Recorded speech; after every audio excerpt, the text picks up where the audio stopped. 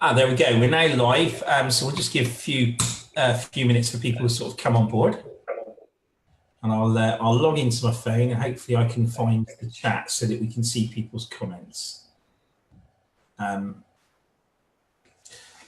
Andy Barnes. Good evening, everybody. Just wait a couple of moments for everybody to sort of come on board with us.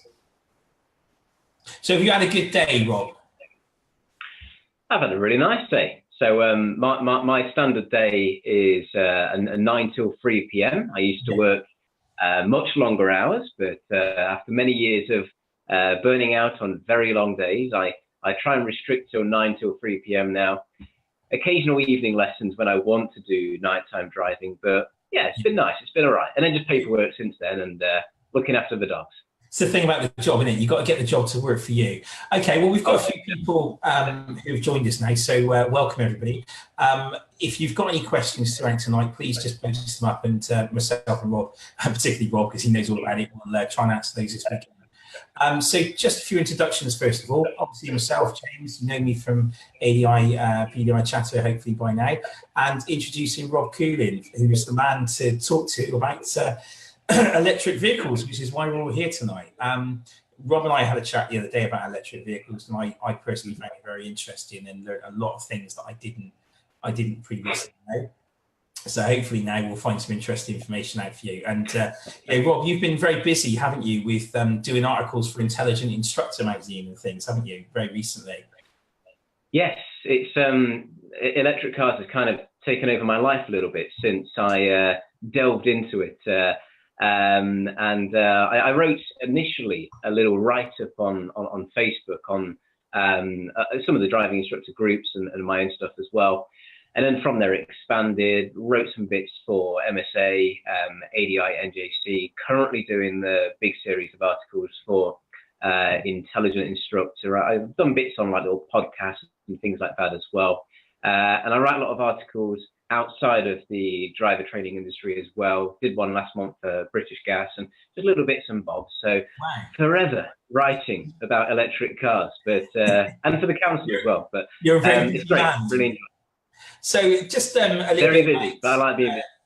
A little bit about my views on electric vehicles before we get into it. I know I shared these with you the other day. Yeah.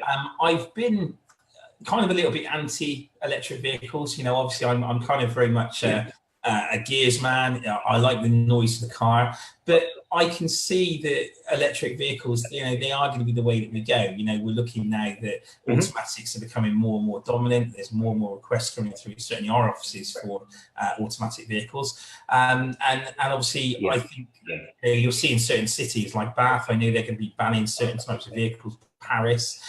So I think it's a matter of time before the cars have to be cleaner. So how did you get into electric vehicles? How long have you been an ADI? Well, I've been an ADI since 2006, so PDI 2005, ADI from 2006 onwards. 2011, I switched purely into special needs. So from that point onwards, all I've done is special needs work. And it led me gradually towards realizing that I needed to go auto, as a lot of my workload should really have been in auto, but there just wasn't anyone or enough automatic instructors locally. So it pushed me towards auto. We did a test drive in a Nissan Leaf in 2015, spent a lot of time researching, dwelling, and ahhing, trying to be sure that all of the things that everyone worries about with electric cars weren't going to be an issue.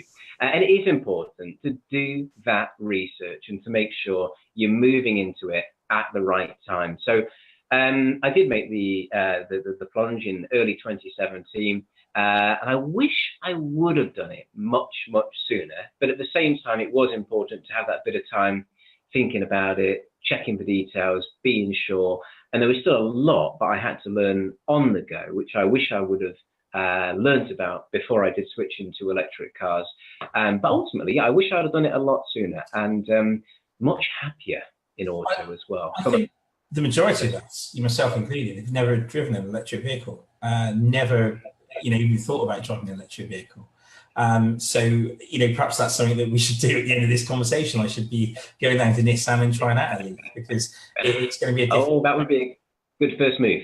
Definitely. Yeah. Going for a test drive, getting that first feel of what the difference is. So I'm just going to kick this off, because this is the one that everybody really wants to know. The purchase price of an EV. I think we've recently purchased some Citroen C3s, and I think they're 17, 18,000, something like that. Electronic vehicles, what, 30,000. How do you justify, not you personally, but how can you justify that extra investment? First of all, if we just go back 2 years, they retailed. I'm going to use the Nissan Leaf as the example. It's not the only electric car, but I'll use it as the example. The one that I bought 2 years ago retailed. So if you look on the website, it said £30,000. But when you actually go to buy it, so when you go onto Auto Trader, when you start to look into it, they're not really £30,000. So I could have got a brand new Nissan Leaf. When I say brand new, I mean it's got like 100 miles on the clock, and that was approximately £17,000. Now what's happened is, in 2018, there was a ginormous rise in demand. Last year, a lot of things changed. Demand has gone very, very high. We've got waiting lists left, right, and centre, and it's driven the prices up. So the supply and demand problem has caused prices currently to go up. So the retail of the Leaf at the moment is about 25, 30,000, and it's holding it. Because people are paying it. It's holding on to that value. We are in a bubble of time. It's not going to last for very long, a couple more years, where the prices are going to stay high because the supply is low. There's not enough electric cars out there. The demand is very, very high. The prices are going to hold quite a bit. And if we jump forward 2 years, all of the mass market EVs are suddenly going to hit the market. There's a lot going on in the background. The prices will start to fall. We've got VW promising that their range will begin at 18 grand, brand new for an electric car. They've got a 48 kilowatt model at 22,000 that they're claiming they'll have out in the next 2 years. Other manufacturers are working on it, but we are in a bubble of time at the moment where if you're determined to go EV, unfortunately, we're right now in the high prices. Not everyone wants one. A lot of people want one. There isn't enough. And how do you justify that? I would justify it myself. Because I would still do it, even though I managed to get mine before the boom. So I'm paying quite low. I think I'm quite lucky. I beat the boom just. And I justify it by saying it looks expensive if you only look at the price tag, at the purchase tag, and you fail to account for the dramatic reduction in running costs and the fact that you're getting a better product for your money. So if I had to pay more for an EV, I would, because as far as I'm concerned, it's better than what I had before. And we're used to paying more for products that are an upgrade on what we previously had. The good news is it's not going to stay like that. The price of batteries is plummeting, and it has year on, year out, gone down and down. And previously, manufacturers have focused not on lowering the prices, but on trying to sort out the range problem, because of course everyone talks about range. To give an idea of how fast the prices are dropping, 2 years ago, £30,000 was the retail price for a 120-mile range Nissan Leaf. It's now the retail price for a 220-mile Leaf. So the price has stayed the same, but the battery has got bigger because they focused on increasing the range.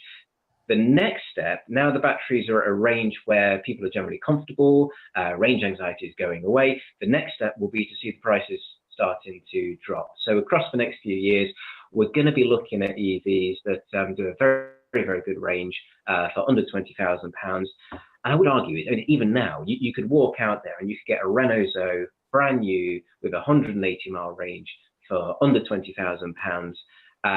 Take into account the massive reduction in your running costs, and it's certainly not quite as expensive as it initially looks, although we are trapped in this temporarily inflated prices bubble until the other manufacturers get things online and bring out the new cars to meet that demand. So in terms of the second-hand market, how are they holding their value at the moment? You know, It's gone up. I paid Yeah. £7,000 for a year-old Peugeot 1008. So, you know, that went from, I think, 13,500, 14,000 out to 7 in the space of a year. Yeah. You know, I think electric vehicles are holding their value a lot better, aren't they, at the moment? Yeah, at the moment, I mean, because of this supply-demand issue, the prices have really stabilized.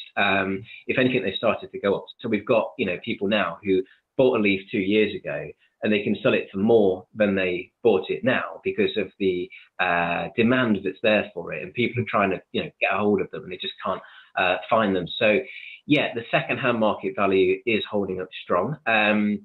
When we talk about how do people afford them in the second-hand market, you know, you can pick up some of the older ones for 8,000 or so. Generally, what happens is they won't go under 5,000 at the moment. And this is going to be an issue. They won't drop under 5,000 because just the battery is worth 5,000, which creates this kind of problem where they won't go below £5,000 because of the value of the battery in the car. And again, it's all going to change because so many more of them are in production. This is all going to filter down through the second-hand market. It's going to push the prices down. They're going to become more readily available.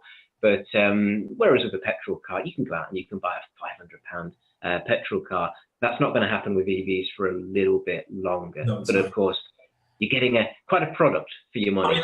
I think back, to the days that we used to have mobile phones. Do you remember the ones that were like suitcases with phones and things? Yeah. And they were thousands and thousands of pounds. And now you can go out to Argos and pick up a phone for £10 plus a £10 top up. You know, they give them away. So I guess this is, you know, like you say, early days, and over time it will start dropping down in value in the same way that perhaps diesel has over the years. It will do, yeah, definitely.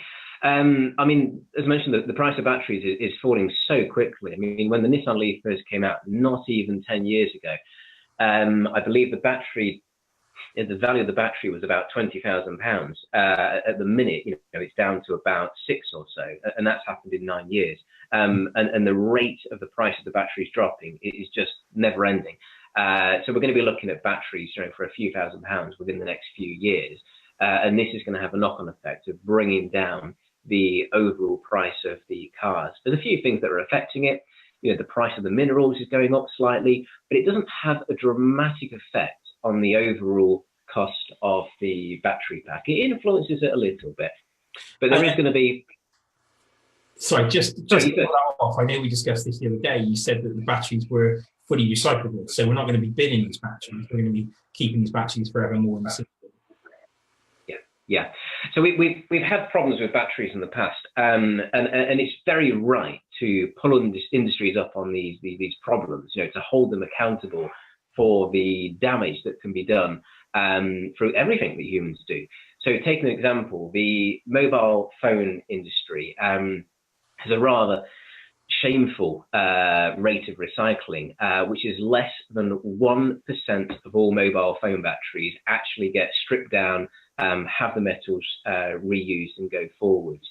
They never developed a closed loop system where mobile phone batteries were constantly recycled. But we should be very pleased that the EV industry has already got this up and running. It's already functional. We have a closed loop system where we extract the minerals, we build the batteries. The batteries are not just 100% recyclable, they are 100% recycled, meaning there's a system in place to reclaim all the batteries, strip the metals down, put them into new batteries, and create this never-ending system. So we're not constantly having to pull new minerals out all the time. You can reuse what you had before. It's not like oil, where you can only use it once and then it's gone. You have this loop system where you can just keep reusing the materials. So once we've got all the components we need, we've got it forever. Yes. I mean, obviously, there's all sorts of issues, you know, with how we get these minerals, the damage that it causes. Again, everything we do is damaging. You know, it should be minimised, all the rest of it. But once we've got them, it's not like we have to keep getting more. You know, we can keep reusing the same things, and the same thing should have happened with other battery industries in the past before, but it hasn't. So it's a shame, but you know, but it's good to see the new industry, you know, really striving to do better. I mean, I guess it's coming on the back of an oil industry which, wreaked havoc for a very long time and wasn't exactly massively environmentally friendly. So the new industry, yes, it's damaging, but it's trying to do better. There are efforts in place in terms of the cobalt, the lithium. There are plans, there are ideas on how we can improve this, how we can move on, substitute materials that we can use that are nearly limitless, and yet at the same time minimize the damage that it can cause to the areas where they're extracted. And that's the big thing. It's this potential, this push to do better, because we're not going to just keep the same batteries we've got at the moment. There's all sorts of new tech under development. We've got fluoride, we've got sodium, we've got different kinds of batteries we can use which bypass or minimize or reduce some of the existing concerns that people rightly have. So the cars we have now are not going to be the cars we've got in 5 or 6 years time or 10 years time. Definitely not. No. It'll be like the cars we've got now. Yeah, progressing on. Yeah, it's going to change. Yeah, the batteries of now are not the batteries of 2010. I mean, 2010 wasn't that long ago, but just in that time, the amount of lithium that we need in the batteries has gone down.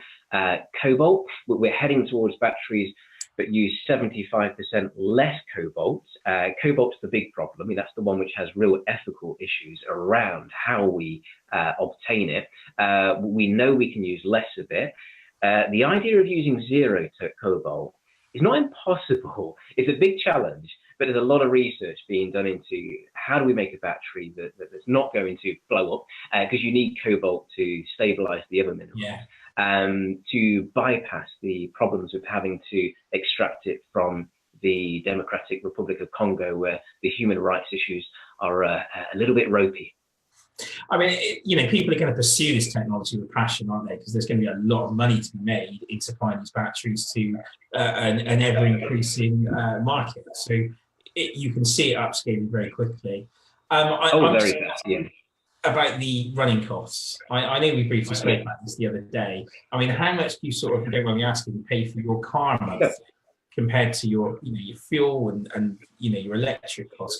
I think the driving instructors, that's one thing, we worry about every day. I mean, I spoke to one of our instructors today, and he was saying I spend £100 a week on fuel, and I know you don't spend that. So please enlighten us on that.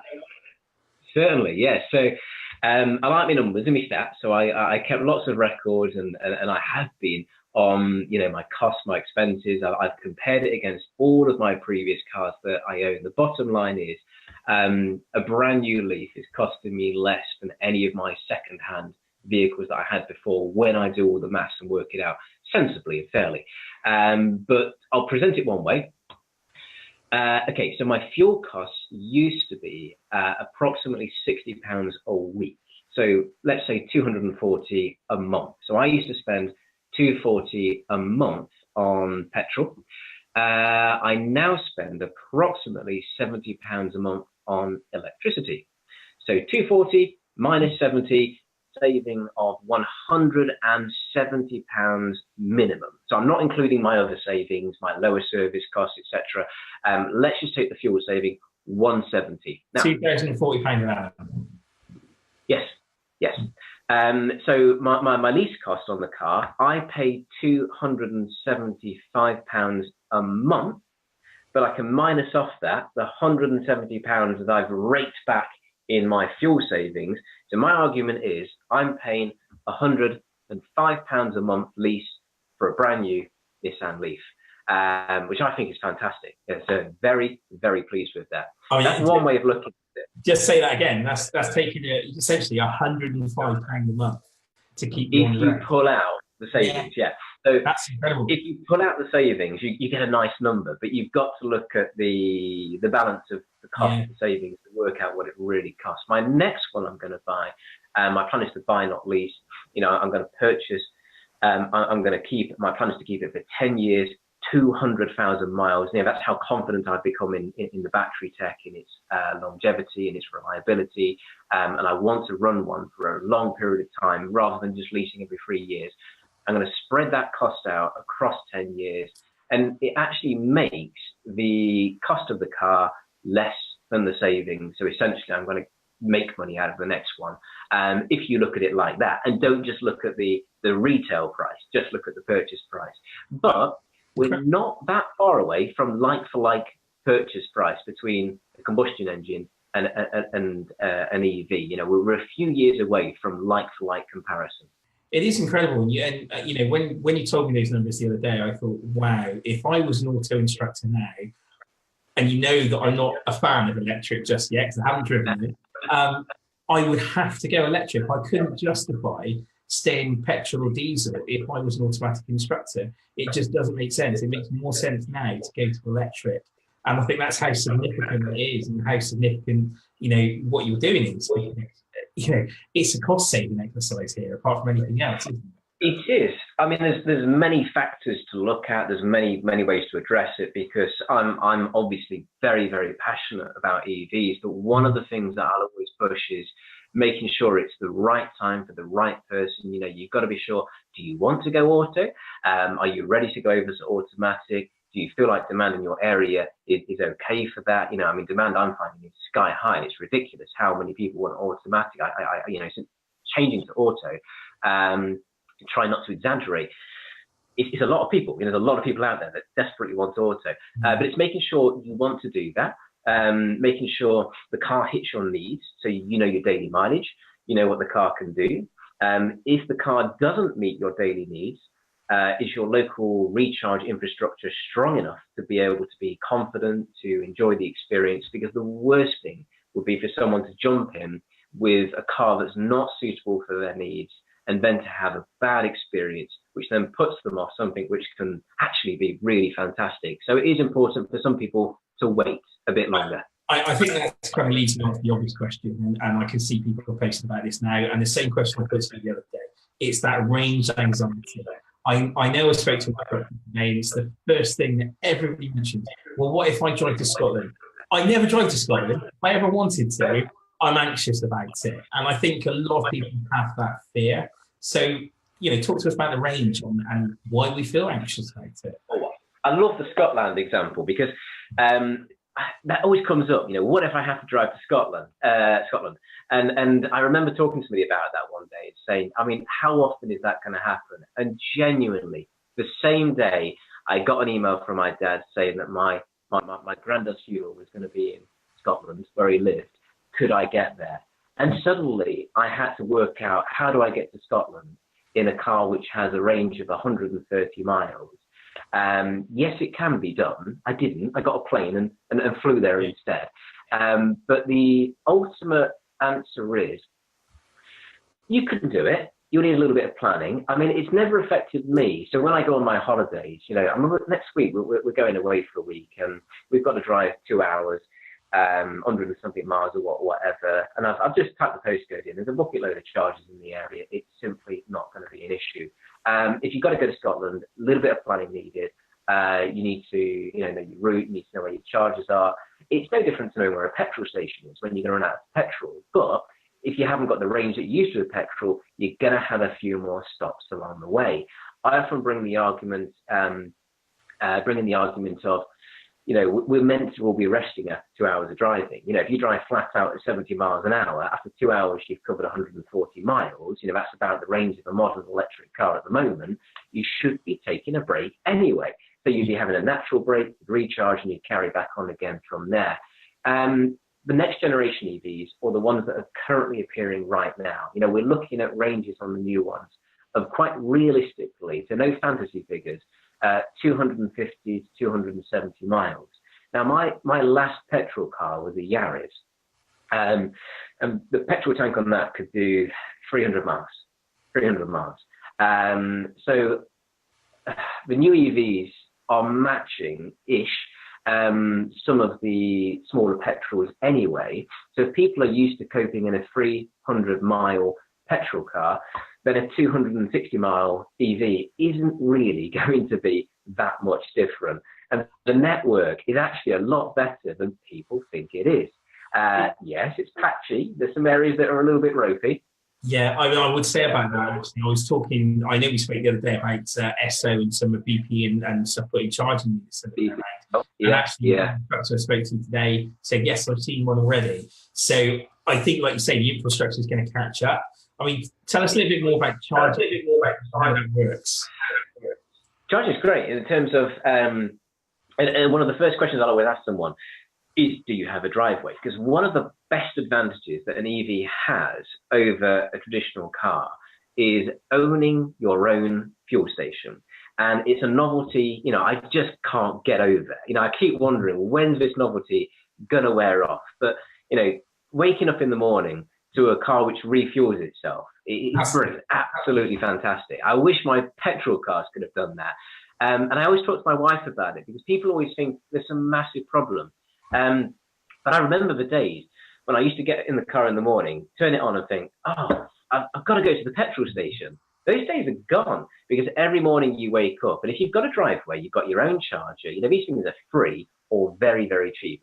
And suddenly your car is ready every single day. You will never use the public infrastructure unless you are breaking the range of the car in a single day. It's one of the best advantages. More than that, we have what's known as destination charging. So everyone's used to the concept of the petrol station, but EVs don't simulate that in the same way. We have drive to your destination and charge there, not divert on the way to have to fuel up.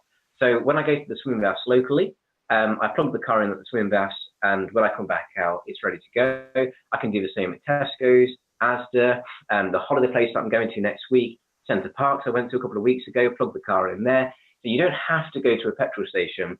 Your petrol station is at the place you go to. And this is one of the big advantages. And it's the reason why I'm not so excited about hydrogen, because I can't make hydrogen at home, but I can have electricity at home and refuel my car. Now, beyond that, I talk about the infrastructure, so like the public infrastructure, which is mostly psychological. So people feel like we need this giant infrastructure, which simulates what we're used to as petrol. It is. Yeah, everyone is so used to petrol stations. Yeah, they want petrol stations, and we've got the first few got in the UK in the last couple of years, and they're just called charging hubs, and it's just like big canopied areas rigged up to solar panels with lines and lines of chargers underneath them. It looks like a petrol station, and it's that psychological feeling of oh, is what I'm used to. Even though technically we don't need that kind of structure, it's just nice to see it. It is good. There's one on the M1, really good one. But if you are going on a long journey, you're going to want that reassurance of knowing there's a strong network around you to get you out of trouble if at any point you do exceed the range of the car. Now, all of the current stats are showing that 90%, more than 90% of all EV charging isn't done via chargers en route. It's done using destination or home chargers. So unlike petrol, where 100% of refueling is done, you know, at specified stations, EV charging is done at the home or at the destination you arrive at. But we still need this very strong infrastructure so that people feel that reassurance of knowing that wherever they are in the country, it's going to be okay. And we are getting it. You know, we're well beyond, I've forgotten the figures, well beyond 9,000 charging stations across the UK. It is more than we have petrol stations. The problem is, because people can't see them, they're hidden away. So they hide in, you know, car parks, they hide in hotels, places like that. People drive past them all the time and don't notice them. And it's not until you go on the apps which show you where all of these charging places are that you can realize, you know, every service station in the UK has them. Many, many locations have them. There's way more going in. We're on target for 25,000 charging points by 2025. BP and Shell stepped into the game last year. Massive investment across the UK. So wherever you see a Shell petrol station, wherever you see a BP petrol station, there's going to be chargers in all of those. That's within 2 years. So it's changing. Everything is changing. I think we're going to see them everywhere, aren't we? Every time I go to Costa, every time I go to a shop, they're going to have these there very soon, particularly if BP, Esso are involved. They're going to have some sort of charging unit where I can plug in, charge me whatever they're going to charge me, and that's going to be... Yeah, it's nice to see it improving, because when I first started, you know, locally, it was a little bit patchy where I am, and that was only 2 years ago. And right now, the council are in the middle of a project in Nottingham. I'm very, very lucky, where they're installing 200 chargers in 2 years. Just around the corner from me, there's 8 going in on my local park and ride, and another 6 just down in the town centre, compared to 1 petrol station. So Nottingham is better for cars. It shows the demand there, because they're having to put these in. You know, they're going from 9,000 to 25,000, whatever it is you just said. You know, the demand clearly is there, and more people are buying these vehicles. Yeah, I mean, demand. Got a driveway. What do I do then? What's going to happen to me if I haven't? I lost you there, James. It went too quickly. Sorry, if I haven't. Without the driveway, yeah. What would happen? Right. Okay. Now, I would normally say, if you haven't got a driveway, I think my first answer would be wait until the technology simulates what you're used to in a petrol diesel to build that confidence that you're going to be okay. So what you're imagining is you want an Eevee which will do a solid 300 miles. So it's simulating similar to what a petrol will do. And you want to know that you can recharge that thing in, shall we say, 10 minutes? Now, to achieve that, you're looking at a 60 to 80 kilowatt hour battery. You know, they're available at the moment. They're current tech. You're looking at about £30,000 for one of those cars. And you're looking at a charger which can run at about 400 kilowatts to be able to recharge an electric car in 10 minutes. Now, at the moment, the only car that can do that is the Porsche Taycan, which is a very expensive electric car. But the point is, the technology exists. We're just waiting for it to come down in price. You know, when these things come out at first, they're aimed at very rich people who can afford the high-end tech, and then it quickly bleeds down into the low-end tech. It all exists. It's just a waiting game. So it's not a technological issue. It's out there right now. It's all functional. We even have research being done into 900 kilowatt hour chargers that would recharge a 300-mile electric car in about 3 minutes. It can all be done. It's just waiting for it to exist, not to exist, it exists already, for it to filter out. Now, beyond that, there are a lot of people out there without driveways managing absolutely fine in an electric car. It's all down to how much you want it. You know, if you want to do this now without a driveway, as long as your local infrastructure has decent chargers around you, there's nothing stopping you. But you might have to be prepared for a very slight, lifestyle change. Maybe for half an hour every day, you've got to accept you're going to be sat on a rapid charger plugged in. Now, for me, it wouldn't bother me in the slightest. I quite enjoy taking a break. I'll have a coffee. Half an hour later, car is ready. But if you're not, happy with a half an hour break every day, letting the car charge up on a rapid charger, wait, hang on until the tech has had a chance to advance to the next stage. And maybe it might mean you're not yet the target audience. The target audience at the moment is people who are comfortable with 200 miles of range and a recharge time of about 45 minutes on a rapid charger. Or if you've got a home charger, you'll be laughing because it will just do it overnight. And every morning you wake up and it's fine. Sorry, go on, you first. Sorry, carry on, sorry. Wireless. I've got to just quickly throw in the wireless charging systems. Because a lot of this stuff, people don't know it's happening. It sounds like fantasy, but my council locally have just announced they are investigating the installation of wireless charging systems. This will, again, bypass the driveway problem that people are concerned about and gives EVs another advantage over the traditional car. So we're looking at installing underground charging systems which conductively charge the battery. The first step is for Nottingham's EV taxi drivers. So while they're sat there waiting in the taxi bays, the car will be able to charge conductively through the ground. That's the first step. Now, from there, there's nothing stopping that being rolled out into streets and run under the ground, so cars can conductively charge overnight just while they're parked up. In the park and rides, you can put this stuff anywhere, and it's all available. It's current tech. You can buy it at home. It's about £2,000. I wouldn't buy it myself, but it's about £2,000 for an underground wireless system. Personally, it's not much effort to plug the car in, so I wouldn't bother myself buying one of those. But it's all existing technology. I mean, the idea of having a electric vehicle, electric vehicle that I could go to Costa, have a coffee, 10, 15 minutes, come back out and the car's charged. I mean, that's usable, isn't it? That is usable technology. That's not waiting 6 or 8 hours anymore. That is, yeah. I'm going to have a coffee and it's a loo, I'll come back out, I've refueled. By the time I find a petrol station, drive into it, wait in the queue, it's comparable times, isn't it, really? So, that's kind of what it is. I mean, yeah, definitely. Yeah, and it's going to be comparable to petrol and diesel. I mean, but I always say it's like I'm not just surviving in the current technology. I'm thriving in this stuff. I'm having no problems. So my car takes 45 minutes on a rapid charger to recharge. But I don't go through my entire day without taking a break. And I don't take a break for the car to recharge. I take a break that I would have taken even if I didn't have an electric car. And during that break, the car recharges. So it's a natural part of my day. It doesn't break into the day. I normally do it on a Saturday. So the Saturday, I do like a 7-hour day or so. And somewhere in the middle of that 7-hour day, towards the end, I'm a bit tired. I need a break. So I'll sit in one of the local hotels. There's like a Novotel or a Holiday Inn, plug the car in, grab a coffee, and I'll sit there doing my social media, a little bit of paperwork, organising some lessons and that.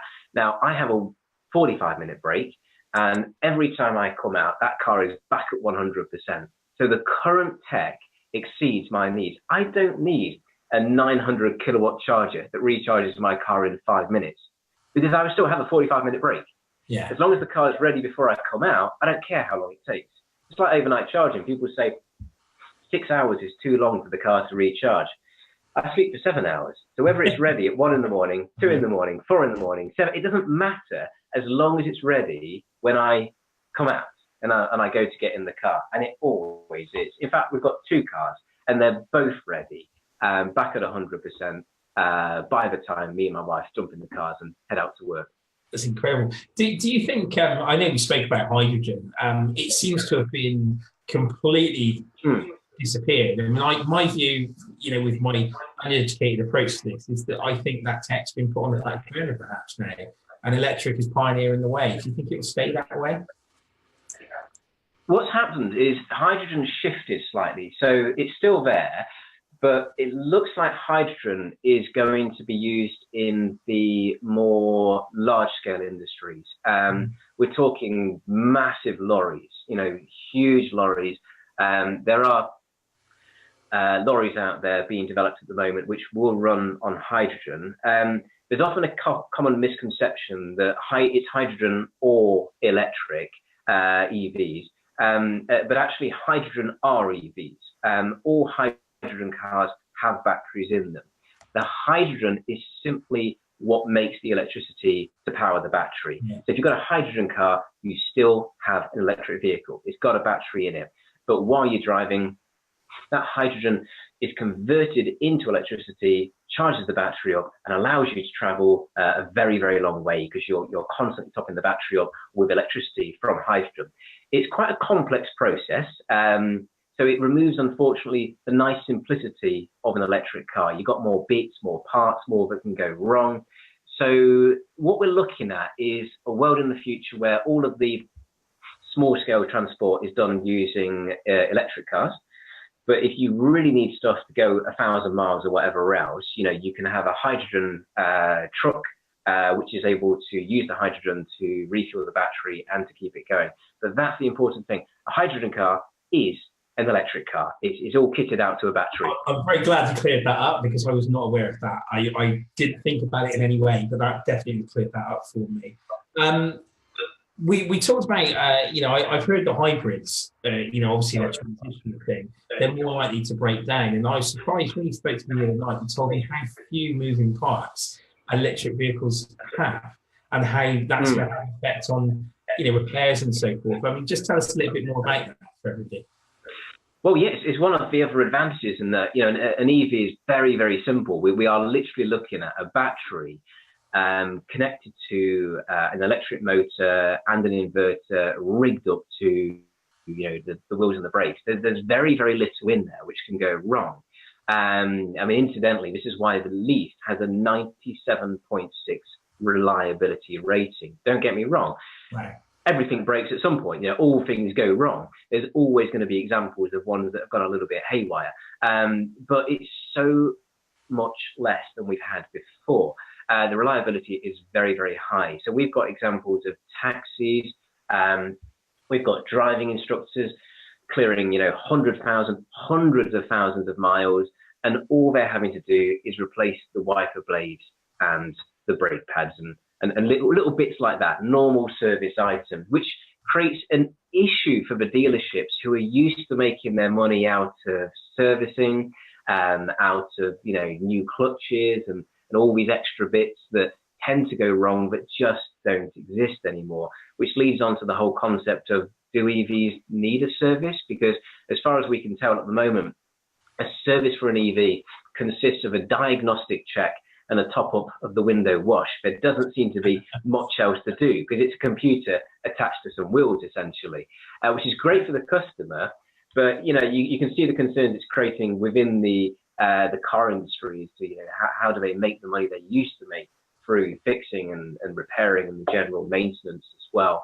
I mean, the batteries, again, we could talk about the batteries all the time. They are reliable. You know, the stats that are coming back are that we're looking at 7% degradation per 100,000 miles. So, you know, I plan to buy a 250-mile range EV as my next one. I will run it for 200,000 miles. And if the stats are true, based on what's coming back from the manufacturers, my 250-mile range EV after 200,000 miles will be a 220-mile range EV after 200,000 miles. And if I want to, I can just have the dodgy cells swapped out, or I could buy a brand new battery for £5,000 and then drive for another 200,000 miles. Now, then you try running a combustion engine for 200,000 miles and think of all of the bits that would have started to wear down, the bits you've got to replace in order to keep that car going. So yeah, you've got those advantages. A traditional car has nearly 1,000 moving parts, so bits that are constantly rubbing against each other, having to be oiled, eventually wearing out. With an EV, you're looking at less than 100, sometimes significantly less than 100 moving bits. So there's not a lot to be done. Just that's a lot to get your head around, isn't it? That there's so much less to go wrong with what you presume to be a more complicated product. You know, an electric vehicle seems space age and you know, technology, but it's actually better, isn't it? It's going to be an easier thing. It's not going to break down on us all the time. Which is nice. No servicing costs, very little servicing costs now.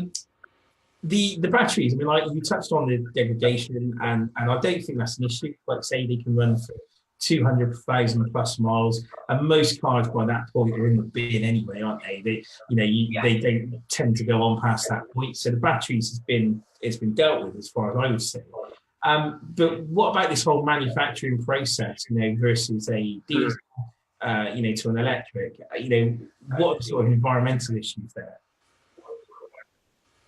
Oh, I like this one. Yeah. And again, this is where we jump into the whole thing of it's important to face up to this stuff. So if we look back at the, let's take a diesel car, and we have this slight habit of only looking at the emissions that come out the back end of a diesel car, as though that's the only emissions involved in the process. But if you backtrack, there's a massive industry that was involved in the process of getting that diesel into the car before it could be burnt and produce those emissions. So you've got to build those oil rigs. Those oil rigs are run off of diesel generators. You've got to ship that oil. You've got to get it into the refinery. You've got to refine the crude oil. The fascinating bit is it takes more electricity to refine crude oil into fuel than it does to run an electric car in the first place. Then you've got to get the fuel into the petrol station, but the only bit we measure is the bit that comes out of the tailpipe. We kind of pretend that the process in the background never happened and the petrol just magically appeared in the petrol station. So if you look only at the emissions from a diesel car, you can start to pretend that they're much better than they are. But when you add in the emissions in the background, it comes out as again, trying to get my figures right, 450 grams or something like that of CO2 per mile. Is really high, whatever it is, when you add in the background.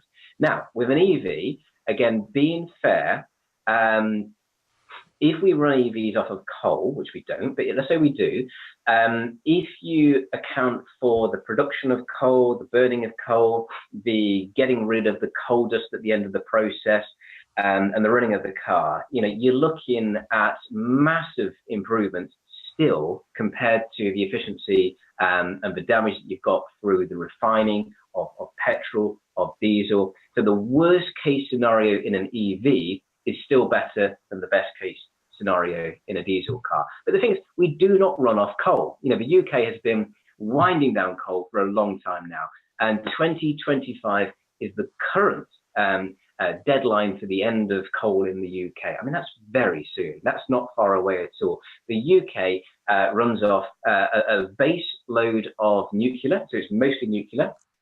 On top of that, you've got your renewables. So we've got about 40% nuclear, about 25% renewables on top of that, and then we use the coal as well in there. I mean, often coal is about 3% sometimes of the UK's entire coal makeup.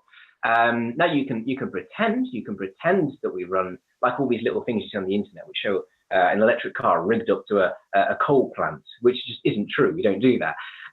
But the most important thing is, even if we did, we don't have to. A traditional car doesn't have the option of changing how it runs its fuel, whereas an EV, we can choose to do better. We can say, all right, we're using coal at the minute, but next year we could change over to a better form of electricity. And it's all about potential, how we can improve on what we've done before. And the world is you can do carbon offsetting, can't you? So you've got that choice as an individual of the power that's kind of coming into your house. Yes, yeah. So we choose to use a renewable energy company. Now, of course, when you say that to somebody, you'll instantly get back the arguments of, but it's not really renewable energy coming into your house, is it? Because you can't control where the electrons came from. But so I describe it as renewable investment. So all of the money that I pay in my bills, I know is going into producing renewable electricity. Yes, not all of those electrons will make it to my house, but they will make it somewhere in the country. And the more people that choose to do that, it dilutes all of the coal that we need. It reduces that. Now, the electric car industry is very heavily tied in to the renewable industry, and you would struggle to find any electric car charger out there which isn't being linked into a renewable investment company that is working on expanding the renewable industry. So the two industries are tied very closely to each other. Just to run through a couple of questions, thank you for that. There's, Sally here has just sort of said that there's still a massive requirement for manual cars. I mean, I agree with that, but as a business, we have noticed, particularly over the last year or so, how more and more auto requests are coming through. Maybe in part because the auto cars are a lot better than they used to be.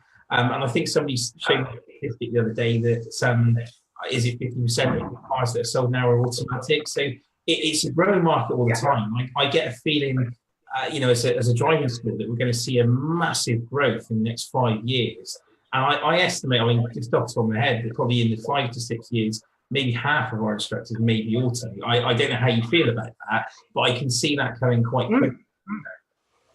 Yeah, no, definitely it is. I mean, the current figures show that auto production is now at over 40%. Now, that was from 2017. I wouldn't be surprised. It's very hard to find the figures. I wouldn't be surprised if we've already cleared, 50%, given that we was at 40% 2 years ago, and the rate this is accelerating. And if we're not at 50%, auto, we're going to be very, very soon, which means, manual went into decline a good few years ago. And it probably already is, or is about to become the minority production vehicle with auto production taken over. Lease, figures show that, you know, we're already over 50% with lease. So when people lease cars, you know, more lease auto now than they do manual. And this ain't slowing down. We've got last year, 300 billion was invested in the electric car market, and it's all auto because it makes the whole gearbox redundant. You know, there's no need for it anymore. It serves no purpose. And all of that's going to be poured into what is essentially automatic cars. Plus, we have a generational shift going on. We have a generation of kids who like technology. They like the new things. They're not really as into manual as they used to. They might be pushed towards it by their parents, you know, sort of like who are working on the traditional idea of you have to learn, you know, manual, or you get the phrases like, you know, manual is proper driving, those kind of things, which are a little bit outdated, but they still knock around at the moment. And then there is an argument for it, you know, admittedly, and quite rightly, an automatic license obviously gives that little restriction of, oh crikey, you know, you can only drive automatic.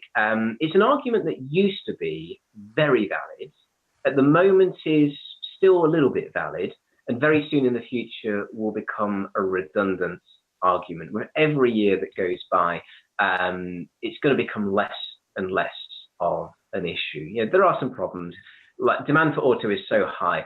You know, my pupils are passing their test, and what you're finding is when they go out there and try and find a sub £2,000 auto, you know, there's so few on the market because demand didn't used to be this high. But you've got all of these learners across the country all fighting for the few you know, autos that are out there under a few £1,000s, and we need more. And it's going to take a while for all of these brand new ones to filter down to be cheap enough and all the rest of it. So it is difficult at the moment. There are problems, but it's not going to stop things progressing in that direction. Like you say, I think in 5 years, it's going to be a very different picture. You know, when your car that you have now is 5 years older, it's gone into the second-hand market, it might get a little bit affordable for our learners to pick up once they pass their test. They may start going into EVs themselves into autos because that's what they're going to be used to. So you know, certainly, I think the demand is going to change very, very quickly. Let's see what other questions we've got here. Yeah, Gavin's saying that the car that you buy will be out of date in 10 years. I mean, to be honest, yeah, technology progresses really quickly, but I agree. I mean, that happens with any car, doesn't it? They do change very quickly. Advancing very fast.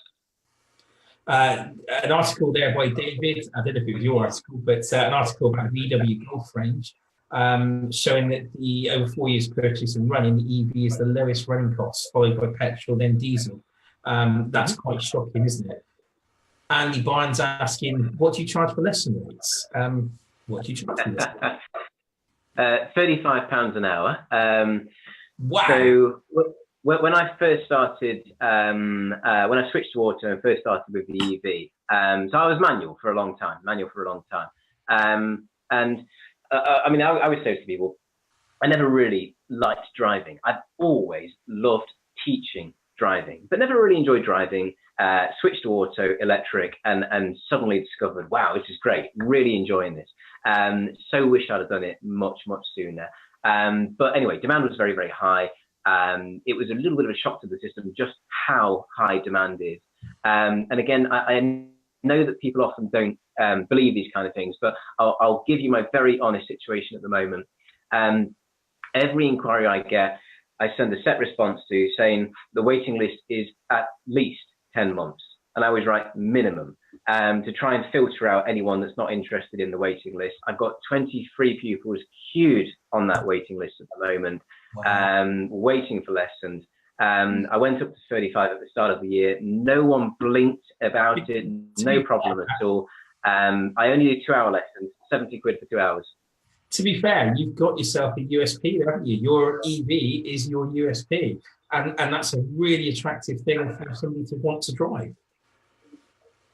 And there's a very small market for pupils that only want to drive an EV. Now, it's a very, very tiny market. There's a massive market for automatic. But, you know, I have one pupil at the moment who the only reason she's driving a car is because it's an electric car. And that's to do with like her personal, ethics and how she sees things. And she's decided, now we have these electric cars, I will learn to drive. So for her, it's like a choice based on that. And she's already got her money saved up, ready to buy her Nissan Leaf. It's an unusual situation because not many people have a spare 8-10 grand, whatever else, ready to buy their first electric car. The vast majority will just buy a petrol auto micro, and that's fine, no problem at all. I always say, people often say, but they won't buy an EV. But they don't have to buy an EV because you're learning an EV. You don't have to buy an EV. You don't buy the car you learned in. You buy whatever meets your needs. Their first car won't be an EV. The third one might be. Yeah. Very, very few of them will go straight into an electric car. But there's a few that are only doing it just to drive an electric car. But small market, that one. I mean, Paul Tomlin's just, I know another electric pioneer. Paul Tomlin, yes. Always talking about electric cars. He's put some figures on there, which gives a bit of an idea about how BP are sort of doing some sort of membership and some costs, obviously, from Shell. Right. Gavin, how do electric cars perform on the ice and snow? I would presume exactly. Oh, wow, that's a good one. Well, I want to experience this myself, but everything coming back, and when you go through the forums and that, is basically better. And it's simply because of the way they're weighted. So we have the battery running along the floor of the car. So the floor of the car is the battery, which, as I understand it, so the center of gravity is very, very good. It grounds the car, which apparently has a very positive effect if you're doing snow or ice driving. Not had the opportunity myself to really put that into action and test it, but I've repeatedly seen people talking about the improvement of an EV in terms of how it drives on ice and snow compared to a traditional car, and that's to do with the weight, the center of gravity, but range. Winter is a bit of a killer. Now, it's important to point out all of the problems we're talking about are not unique to electric cars. So combustion engines suffer from degradation. Batteries suffer from degradation. Efficiency in a normal car, goes down in winter, and so it does in an electric car. What's different is, because we start with a low range already, or a lower range, you notice the effect more. Whereas in a combustion engine, it does drop, but you don't notice it because you've already got so much redundant mileage sat there anyway. But to be brutally honest, this is one of the things that people have to be ready for if you're going to make the choice. And it's one of the things I always talk to people about when they look to buy an EV. So I'll run an example. At the moment, my wife has a 40 kilowatt Nissan Leaf as the family car. And in summer, we were hitting a strong 170 mile range, way more than we ever needed in a single day. Yeah, we drove 250 miles down to Exmouth, stopped once. We would have stopped anyway, sandwich, kids stretch their legs, all the rest of it. Dead easy. Now, we've had our first winter in that car, and it has gone as low as 100 miles. Now, that's, looking at a very, very bad day, very bad weather, very, very cold, and it drops to 100. So I'd say to someone, if you're okay with a 100 mile range in winter, but then really enjoying this bigger 170, 180 range in summer, it meets your needs. But if you need 150 every single day, you need to look at a slightly bigger battery. It's got to work for what it is that you're after. So it's looking at those worst case scenarios, those best case scenarios. Can I ask what's causing that? I'm not very technologically minded. Yeah. It's just having to burn more electricity to cope against the cold. Now, it is also a problem which should become less of an issue because the current batteries that have been used on the Leafs to date don't have a thermal management system. So this is a system which, from my understanding, it protects the cells, it keeps them warm, it cools them down, and the batteries suffer in extreme heat or extreme cold. So if you ever read a Daily Mail article knocking electric cars, what they're doing is they're using the ones that have been damaged by extreme cold or extreme heat and making out like that's the norm, that's the standard. But we have efficiency drops. So what I tend to say is you'll get about 2.5 miles per kilowatt in the winter. Now, a kilowatt is about 15p. So 15p gets you 2.5 miles in the winter. But in the summer, you jump to 4.5 miles. So if you buy, let's say, a 60 kilowatt battery, if you want to know how far it goes in winter, times it by 2.5. You want to know how far it goes in summer, times it by 4.5. And it's a good way of beginning to wrap your head around what you're going to get. But it's all to do with how much energy you need to propel your vehicle in reduced temperatures. And combustion engines have to burn more fuel to warm up, to keep themselves heated or going in the colder weather as well. But you won't notice the effect quite as much in a combustion car as you would in an electric car.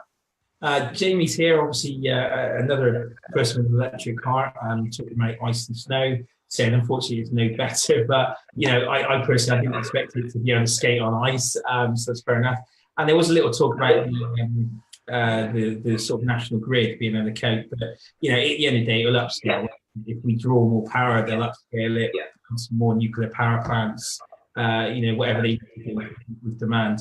I mean, sort of bringing it to a close now, is there anything that, you know, I need to know as, you know, as a driving instructor about these cars that will bring me over the line? I mean, one thing that appeals to me, I'm not an environmentalist, as you know, I've spoken about that. But I like the idea of having, you know, going outside in Bristol City Centre and not choking. And that's got to be a real positive. You know, we want to look after our kids. And it's very important. So I'm all for that. And it's not like me to say something positive about the environment, but it's a real big step in the right direction. You know, clean air for everybody. I mean, is there anything I need to know as a driving instructor that, you know, about these EVs that you can think of that we haven't covered? Yeah, I'll quickly run through the few bits that I think of. I mean, with the positives, you can hit it at multiple angles. Some people come into this for the environmental benefits. Fantastic. Others come into it for the fact it's a better product. The way it drives, the way it feels, everything about it is just better.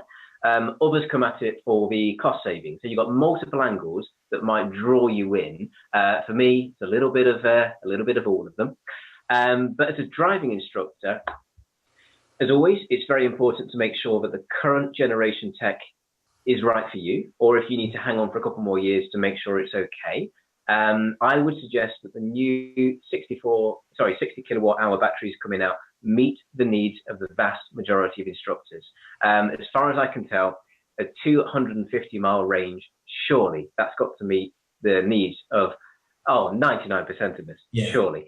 And even if it doesn't, you know, it wouldn't take much of a stop. You know, I do 8-hour days and I don't get anywhere near 250 miles if I'm doing a long day. So it's making sure that the battery size is okay for you. It's also, little details, insurance. So when an ADI buys an EV, a lot of them suddenly discover that their insurance company doesn't insure EVs, and they have this little panic where they're trying to find one that will do. We've got Policy Wave, who I'm with. We've got WaveMe. Who else have we got? We've got Greenway's electric car insurance, and we've got Adrian Flux. Instructor Cover Plus, I'm trying to pin down whether they are, because some people are with them, but others have been told they don't cover EVs. So there's a little thing with the insurance. It's not a massive problem. We do have insurers. I've contacted all the other ones, and most of them say we're working on it. You know, we'll have EV insurance sorted very, very soon. So we've got choice, more to come in the future. Nothing to panic about too much. Dual controls. That's another one that everyone gets worried about. They buy a new electric car and suddenly realize, oh no, He-Man don't have any dual controls for my new electric car.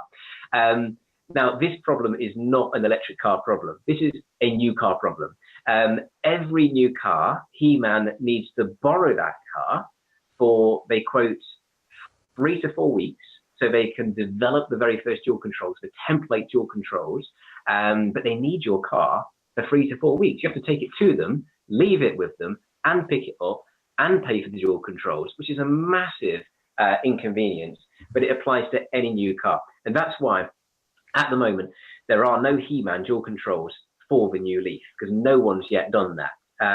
My plan with my next one is I will do that. So if I buy my next EV, I'm going to buy it a month early. I'm going to give it to He-Man, let them sort it out, and go from there.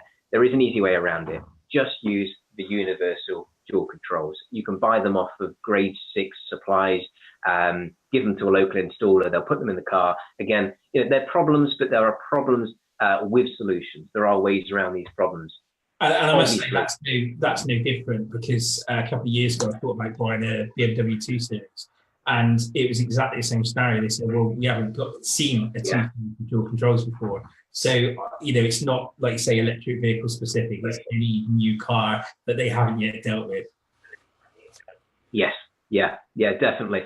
And I mean, if it's someone who's got a driveway, who does less than 250 miles on an average day, chances are you've become the current target audience. Who is now suitable for using the EV on a day-to-day basis. Previously with the sub 100-mile range EVs, fantastic as they were, people doing several hundred miles a day weren't the target audience. Whereas the majority of the population do 30 miles a day, they were the target audience. But we're now moving to an era where a lot of driving instructors fall into the category of who would be right for the new tech that's appearing on the market. Of course, good luck getting one at the moment, because demand is so high that a few driving instructors have managed to get in quick and get some of the very first large battery ones that have just come out. It's supply-demand problems at the moment. Yeah, I mean, you were saying the other day about the new Kia, the electric, is it the Nero? The Nero, yeah, fantastic. And I looked online, I couldn't even find much information about it to try and purchase it, because they weren't even bothering trying to sell it. Right? So it won Car of the Year, a few weeks ago. Incredible car. You're looking at a solid 250 plus mile range quite easily. The UK got 900 of them in the first instalment. They've all gone already. A couple of instructors managed to get some of those as well. Same for the Hyundai Kona, very strong 260 mile range. A few instructors managed to grab the first batch of those. They sold out instantly. Demand is really high, which shows this is happening. It really is taking off now. And this all started last year when the market suddenly went through a big boom. I think, to be honest, I'm convinced. I can honestly say, if I was an auto instructor tomorrow, I would be going electric. It's sold to me, and I think if people go away and they start crunching the numbers, I think that they will see, similar sort of situation if they want to go auto. Jamie runs a BMW i3, can't charge at home, relies on public networks, no issues. Kind of says it all, doesn't it, really? I was going to ask you, actually, is there an app that shows the charging units across the UK? Is there such a thing? Yeah, there's a few. The one that I use is called PlugShare. So www.plugshare.com. Tap in your postcode, have a little look. Anything in orange is a rapid charger. So that's one of the ones that you use middle of the day when you're halfway through your day. You need to get your battery back up again. Plug into that for 45 minutes, and that will get you sorted for the rest of the day. The green ones are destination chargers. These are where you arrive somewhere. They charge a lot slower, but the idea is that you don't need it to charge fast. You've arrived at your destination, and you're going to be staying there for a bit, so it just tops up while you're swimming or shopping or whatever else it is you happen to be doing. But it's the orange ones that driving instructors would be interested in. These are the rapid chargers. So PlugShare, I recommend that one. There is another one called Zap Map, which I think a lot of our instructors use, possibly prefer, but they both do the same thing. They'll show you what's in your local area, although often it's not the ones in your local area you need. It's the ones on the way to where it is you're going. So, when I'm on holiday next week, the ones in my local area aren't going to help me. I need ones where I'm going. I had a quick look, and there's 4 within 10 minutes of where I'm going. So no problems. Yeah, I mean, Darren just sort of said, how do I miss this? Darren, give it 10 minutes or so, and it will come back onto ADI Chatter. You can start watching it from the very beginning. Honestly, Rob, thank you very much for your time this evening. I think we can sort of bring it to a close. You've answered so many of the questions, and I hope everybody enjoyed it. What I would like to do, perhaps in a few months' time, get you back. There's bound to be more questions. Technology will have moved on, and you and I will have it again offline. Thank you so much. And when's your next article out on the intelligent instructor? My next one is on problems. So trying to be honest and make sure people, are ready for what to expect. It's going to be all about hiccups, problems, issues, putting it into context. You know, everything has problems, and just to make sure everyone knows all of the possible things that can go wrong or can be issues. I've never had anything which in any way would put me off, but it's again just being open about the winter problem, that kind of thing. So it's going to be all about issues and problems. I'm going to start writing it later this week, and it will be done in about 2 weeks.